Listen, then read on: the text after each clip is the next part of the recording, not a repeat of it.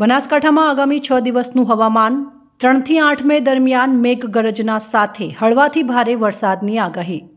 બનાસકાંઠા જિલ્લા હવામાન વિભાગે આગામી 6 દિવસ માટે વરસાદની આગાહી જાહેર કરી છે।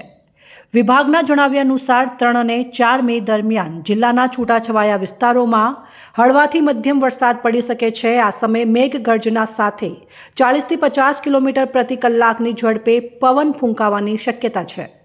5 અને 6 મે દરમિયાન છૂટાછવાયા વિસ્તારોમાં કરા સાથે મેઘગર્જનાની સંભાવના વ્યક્ત કરવામાં આવી છે। ત્યારબાદ 7 અને 8 મે દરમિયાન છૂટાછવાયા વિસ્તારોમાં ભારે વરસાદ પડી શકે છે। આ સમયગાળા દરમિયાન મેઘગર્જના સાથે પવનની ઝડપ 50 થી 60 કિલોમીટર પ્રતિ કલાક સુધી પહોંચી શકે છે।